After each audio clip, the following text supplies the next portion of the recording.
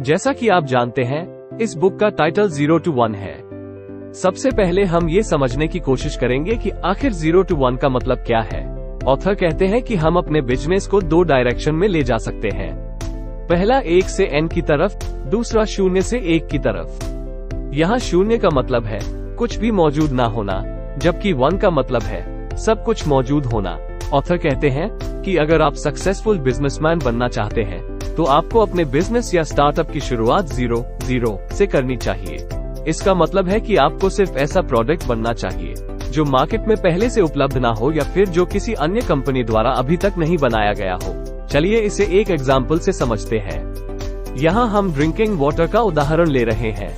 Market में Bisleri, Kinley, Himalayan mineral water, Aquafina जैसी दिग्गज कंपनियों की ड्रिंकिंग वाटर बॉटल मौजूद है, जो 1 की स्थिति को दर्शाता है, क्योंकि यहाँ सब कुछ पहले से ही मौजूद है। आप ड्रिंकिंग वाटर के बारे में पहले से ही सब कुछ जानते हैं कि बोतल कैसी होनी चाहिए, इसकी मांग कहाँ ज्यादा है, इसका मार्केट कितना बड़ा है, फैक्ट्री लगाने के लिए कौन कौन सी चीजों की जरूरत होगी। अगर आप ड्रिंकिंग वाटर बनाने का बिजनेस शुरू कर रहे हैं तो इसका मतलब है कि आप 1 से n की तरफ जा रहे हैं। इसका मतलब ये हुआ कि जो चीज मार्केट में पहले से मौजूद है, आप सिर्फ उसी चीज की कॉपी कर रहे हैं। आप एक ऐसा काम करने जा रहे हैं जिसको कैसे करना है इसकी पूरी जानकारी आपके पास है। जब आप इनोवेट, नई खोज करके किसी ऐसी चीज को बनाते हैं जो पहले से मार्केट में मौजूद नहीं है, तो उस स्थिति को 0 से 1 की तरफ जाना कहते हैं।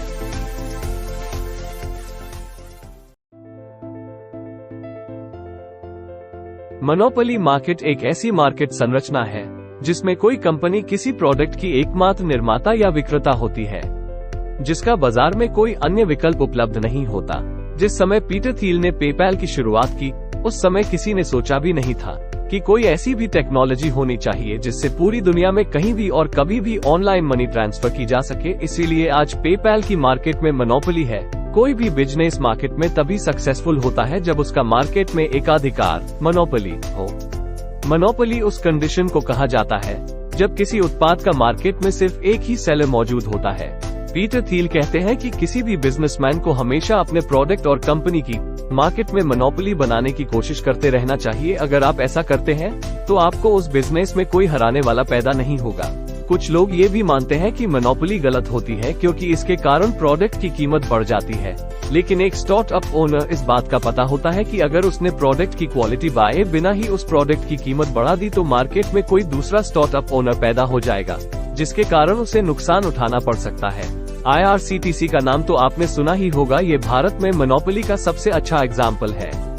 IRCTC का मतलब होता है Indian railway catering and tourism corporation, railway खानपान एवं पर्यटन निगम। ये भारतीय रेलवे की एक सहायक प्राइवेट कंपनी है।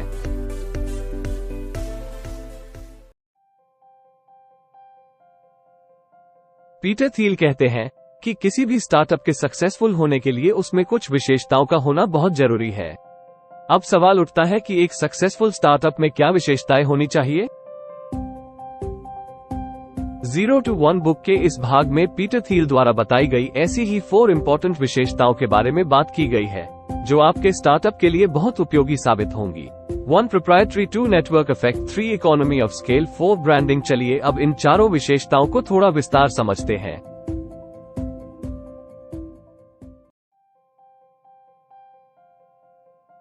अगर आपके प्रोडक्ट पर आपका पूर्ण अधिकार है, यानी कि इसके ट्रेडमार्क व कॉपीराइट जैसे सभी अधिकार आपके पास हैं, तो इसी को प्रोप्राइटरी कहा जाता है। अगर आपके बिजनेस या स्टार्टअप में प्रोप्राइटरी की विशेषता शामिल होगी तो कोई भी अन्य कंपनी आपके प्रोडक्ट की कॉपी नहीं कर पाएगी और आपके स्टार्टअप की हमेशा ग्रोथ होती रहेगी। आपको पता होना चाहिए कि आप किसी भी बड़ी कंपनी के प्रोडक्ट को बिना उस कंपनी की अनुमति के कॉपी नहीं कर सकते। यदि आप ऐसा करते हैं तो आपके खिलाफ कानूनी कार्यवाही भी की जा सकती है।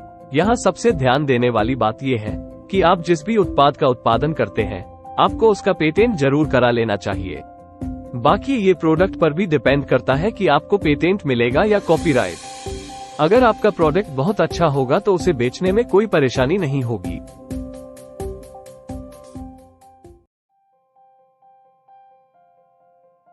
आपको हमेशा अपने प्रोडक्ट पर काम करना चाहिए ताकि आप एक विशाल नेटवर्क तैयार कर सकें।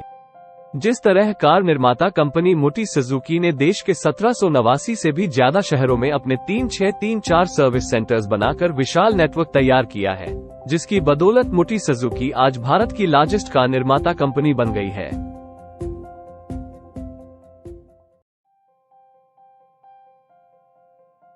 पीटर थियल कहते हैं कि किसी भी स्टार्टअप को शुरू करने से पहले आपको ये बात ध्यान में रखनी चाहिए कि आपको अपने प्रोडक्ट की क्वालिटी बहुत अच्छी बनानी होगी ताकि बाद में उसे स्केल करके बढ़ाया जा सके, जैसे पतंजलि, उबर, ओला आदि कंपनियों ने किया है। ये सारे स्टार्टअप पहले छोटे से स्केल से शुरू हुए थे और आज पूरी दुनिया में कमाल कर रहे हैं।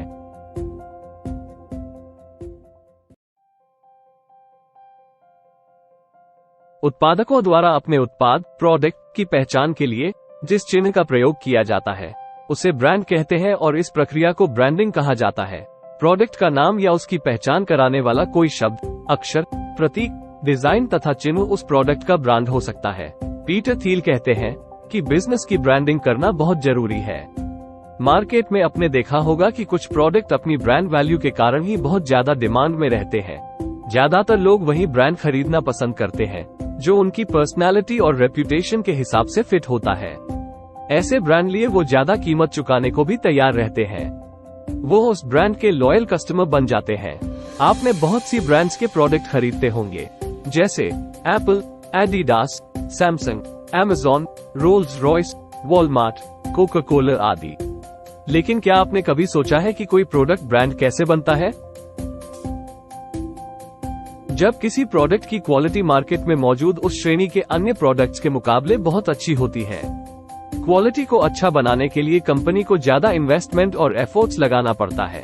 इसके कारण प्रोडक्ट की कीमत भी ज्यादा हो जाती है, लेकिन लोग उस प्रोडक्ट को ज्यादा कीमत पर भी खरीदने के लिए तैयार रहते हैं क्योंकि अब ये प्रोडक्ट एक ब्रांड बन चुका है।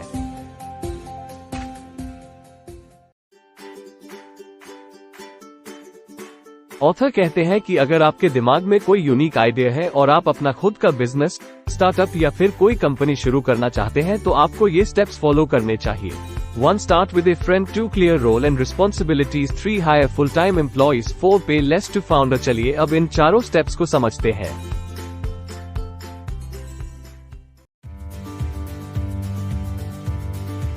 किसी भी कंपनी की शुरुआत ऐसे इंसान के साथ करनी चाहिए जिसे आप अच्छे से जानते हो।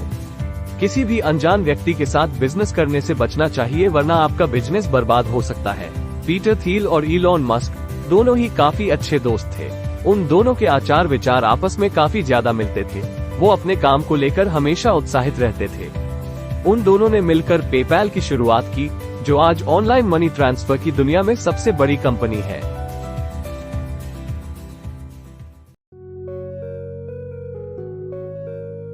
किसी भी कंपनी की शुरुआत करने से पहले इस बात का हमेशा ध्यान रखना चाहिए कि उस कंपनी का लीगल ओनर कौन है, कौन मैनेजमेंट का काम देखेगा, कौन फाइनेंस का काम देखेगा, मार्केटिंग कौन करेगा, एचआर डिपार्टमेंट कौन देखेगा। आपको इन सभी चीजों के लिए पहले से ही एग्रीमेंट कर लेना चाहिए ताकि बाद में आपको किसी तरह की कोई परेशानी ना उठानी पड़े।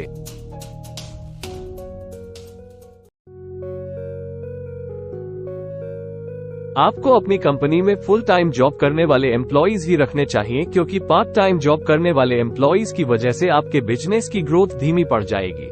फुल टाइम जॉब करने वाले लोग कंपनी के लिए लगन से काम करते हैं। वो जानते हैं कि अगर कंपनी की ग्रोथ होगी तो उनको भी बोनस के रूप फायदा होगा। वहीं पार्ट टाइम जॉब करने वाले कर्मचारियों को कंपनी की ग्रोथ से कोई मतलब नहीं होता है, उन्हें तो केवल पैसों से मतलब होता है।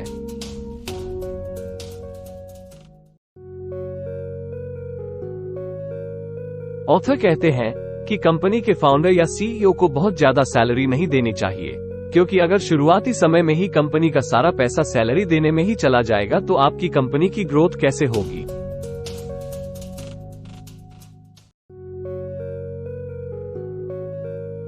प्रोडक्ट बनाने के बाद बारी आती है मार्केटिंग की। मार्केटिंग का मतलब है प्रोडक्ट को बाजार में बेचने का सही तरीका। मार्केटिंग कई तरह से की जाती है, जैसे -1 personal marketing, 2 complex marketing, 3 viral marketing, 4 advertisement. चलिए एक एक करके इन सभी के बारे में समझते हैं।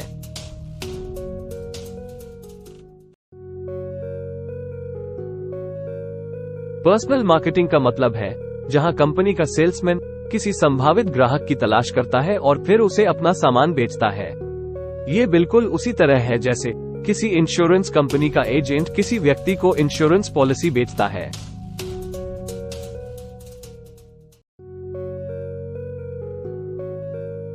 अगर आपकी कंपनी ऐसे प्रोडक्ट बनाती है जिनकी कीमत लाखों या करोड़ों में हो, या मान लो आपको कोई बहुत बड़ा ऑर्डर मिलने वाला है, तो इस स्थिति में आपको सीधे ही अपने क्लाइंट से बात करनी होगी। ऐसी मार्केटिंग को ही कॉम्प्लेक्स मार्केटिंग कहते हैं।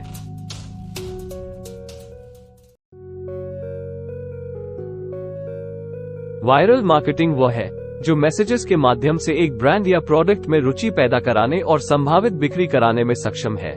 दूसरे शब्दों में कहें तो किसी प्रोडक्ट को एक कस्टमर से दूसरे कस्टमर तक तेजी से फैलाने को वायरल मार्केटिंग कहा जाता है। वायरल मार्केटिंग सबसे सस्ती होने के बावजूद भी सबसे तेजी से काम करती है। इसका सबसे ज्यादा प्रयोग ऐप्स को डाउनलोड कराने के लिए किया जाता है। इसीलिए ज्यादातर ऐप्स में इनवाइट और अर्न का ऑप्शन दिया जाता है।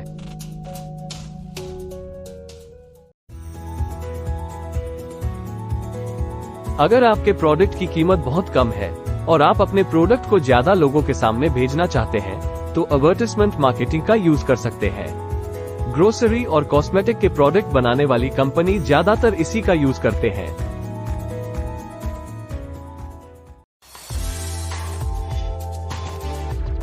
ऑथर कहते हैं कि आपको किसी भी कंपनी या स्टार्टअप की शुरुआत करने से पहले अपने आप से ये 7 सवाल जरूर पूछने चाहिए। 1. क्या आप ऐसा प्रोडक्ट बनाने वाले हैं जो मार्केट में पहले से मौजूद प्रोडक्ट से भी 10 गुना ज्यादा बेहतर है? 2. क्या यह आपके बिजनेस की शुरुआत करने का सही समय है? 3. क्या आप अपने प्रोडक्ट की मोनोलॉजी बना पा रहे हैं? 4. क्या आपके पास काबिल लोगों की टीम है? 5. क्या आपका बिजनेस आगे आने वाले कुछ सालों तक अपनी पोजीशन बरकरार रख पाएगा? 6. क्या आपके पास प्रोडक्ट को बनाने और उसकी मार्केटिंग करने का एक सही प्लान तैयार है? 7.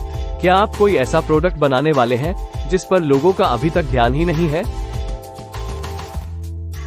अगर आपके पास इन सभी सवालों के जवाब मौजूद हैं, तो आप निश्चित रूप से तैयार हैं किसी भी स्टार्टअप की शुरुआत करने के लिए।